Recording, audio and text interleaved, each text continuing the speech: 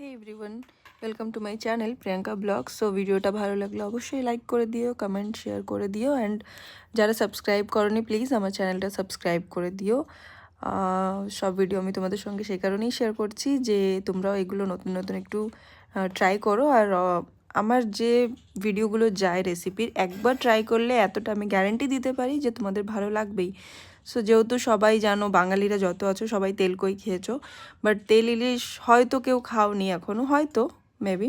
So এমনিভাবে তেল ইলিশটা করে দেখবে। ইলিশ মাছটাকে ভালো করে ধুয়ে টুয়ে শিলে, আমি তো শিলেই করেছি, শিলের মশলাটা বেশি টেস্টি হয়। সো শিলে একটুখানি জিরে আর শুকনো লঙ্কা বেটে লবণ হলুদ আর সর্ষের তেল দিয়ে মাছটা দিয়ে ভালো করে ম্যারিনেট করে তারপরে নর্মালি যেভাবে তেল কই করা হয় সেই হিসাবে তেল ইলিশটা করে তারপরে এটাকে ওইভাবে করো। পুরো ভিডিও আমি ছেড়েছি, নেক্সট ভিডিও দেখবে তো পুরো ভিডিও আছে। সো আমার প্লিজ ভালো লাগলে লাইক, কমেন্ট অ্যান্ড শেয়ার করে দিও। Thank you for watching my video.